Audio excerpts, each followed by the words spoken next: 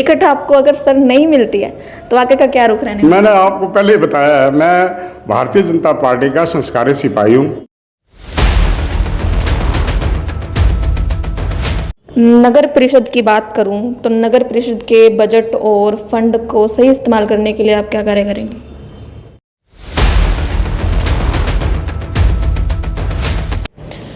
नमस्कार, स्वागत है आपका सिरसा ताजा खबर में। मैं आपके साथ अमन। जैसा कि आप सभी को पता है कि 2 मार्च को नगर परिषद के चुनाव होने जा रहे हैं और वहीं 12 मार्च को जो है मतगणना होगी। वहीं आपको बता दूं कि जो चेयरमैन के चुनाव हैं वो जनता तय करेगी, पार्षदों की इसमें कोई भूमिका नहीं रहेगी।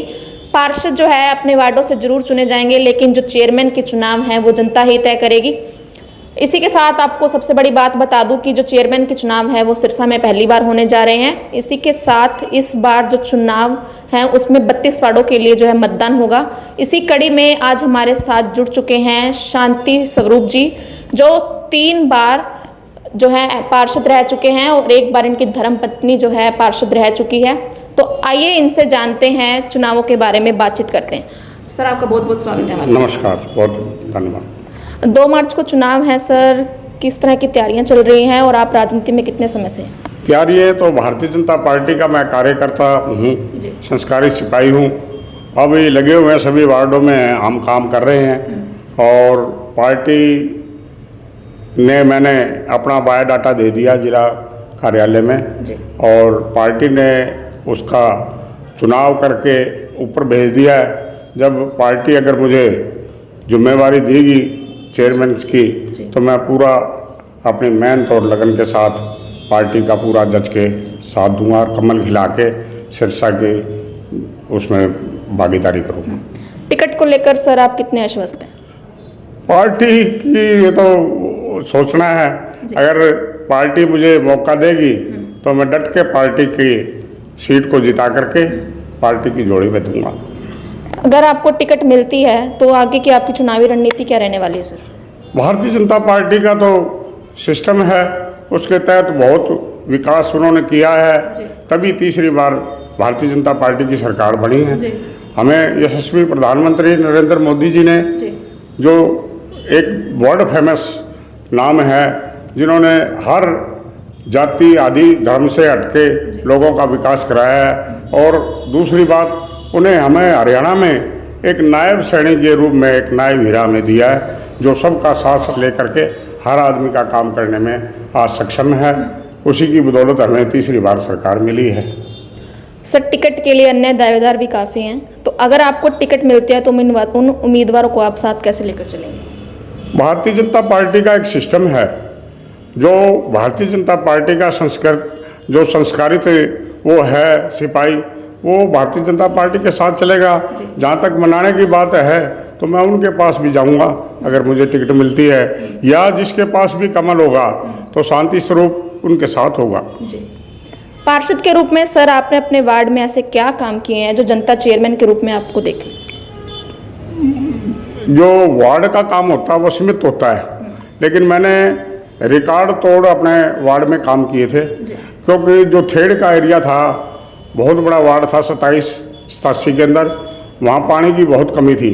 मैंने वहाँ ट्यूबवेल लगवाए, घर घर ऊपर थेड़ पे जो लोग पहले गौशाला रोड से एक धर्मशाला थी हमारी चचाने वाली, वहाँ से प्रभात सिनेमा से पानी लेकर के आते थे। लेकिन मैंने ये काम कराया तो लोगों की वाहवाही लूटी और आज भी मुझे याद करते हैं। ट्रैफिक और सर पार्किंग की व्यवस्था को लेकर आप क्या कहना चाहेंगे? क्योंकि ट्रैफिक और जो पार्किंग है उसकी बहुत बड़ी समस्या है शहर में, तो उसको हल करने के लिए आप क्या करेंगे? उसका भी करेंगे। बार बाईपास जैसे बना है और एक पुल बन चुका है सरकार, और दूसरा पुल भी अंडर बाईपास बनाने जा रही है। और मैं कहूँ कि भारतीय जनता पार्टी में जैसे बिना पर्ची खर्ची के पहले जब किया था तो लोग सोच रहे थे कि भारतीय जनता पार्टी की एक ऐसी स्कीम है भी आम आदमी को इसका फ़ायदा मिलेगा कि नहीं। इसका बहुत बड़ा फ़ायदा हुआ। जहाँ अंत्योदय की योजना के तहत गरीबों को अनाज की जो स्कीम थी, पहले जब 82-80 करोड़ लोगों को अनाज मिल रहा था, लेकिन अब वो बढ़ करके, क्योंकि उसमें आईडी जो फैमिली आईडी में दिक्कतें आ रही थी, नायब सैनी जी ने उसको भी सरल करने का काम किया, जिसकी बदौलत आज 2 करोड़ लोग और बढ़ गए, 82 करोड़ हो गई संख्या जो अनाज फ्री में लेने वालों की।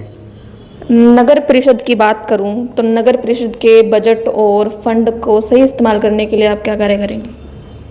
मेरा हमेशा रिकॉर्ड रहा, मैं एक बढ़िया नेक ईमानदार हूँ। नहीं तो दूसरी बार तो कोई पंचायत का मेंबर पंचायत भी नहीं बनता। मैंने अगर ये किया तो मैं 2005 के बाद खुद ही नहीं लड़ा, लेकिन हटाया नहीं लोगों ने मुझे, ये मेरे लिए प्लस है। दूसरा, मैं जो भारतीय जनता पार्टी की आइडियोलॉजी है RSS, उसका मैंने अपना प्रथम वर्ष भी किया हुआ है। प्रथम शिक्षक वर्ग और प्राथमिक शिक्षक वर्ग दोनों मैंने किए हुए हैं और मैं लगातार भारतीय जनता पार्टी का सिपाही के रूप में कार्य कर रहा हूँ। सर, अगर आपको टिकट मिलती है, आप जीतते हैं, तो पहले 100 दिनों में ऐसे क्या कार्य रहेंगे जो आप करना चाहेंगे? प्राथमिकता आप किसको देंगे सर? जो दिक्कतों की जहाँ तक है उसकी समीक्षा कर जो प्रायोरिटी बेस पे काम जो पहले करने वाले होंगे उनको मैं करूँगा। जी। नशे की जो सर समाज में नशा जो है बढ़ता जा रहा है, युवा जो है लगातार नशे की चपेट में बढ़ रहे हैं, युवाओं के लिए क्या रहेगा सर? मैं भारतीय जनता पार्टी के अलावा जो हमारा सामाजिक संगठन है भारतीय वाल्मीकि धर्म समाज, जिसकी तो सोच ही ये थी भी नशा मुक्त बनाना, क्योंकि जो गरीब आदमी है उसके जो अड़चन है पढ़ाई में, वो नशा, अंधविश्वास, इनके खिलाफ हम पहले भी लड़ते रहे हैं, जिसका बदौलत आज मेरे बच्चे भी पढ़े हैं। मेरा बेटा इंजीनियर है, गुड़िया मेरी प्रोफेसर है, घरवाली भी मेरी पढ़ी लिखी है, ग्रेजुएट है, और जो हमारी बहू आई है वो भी BSc B.Ed MA है। ये कारण है कि हमारा ध्यान शिक्षा की तरफ ज़्यादा है। शिक्षा का ध्यान तब आप लगा पाओगे जब आप अंधविश्वास और नशा के खिलाफ लड़ोगे।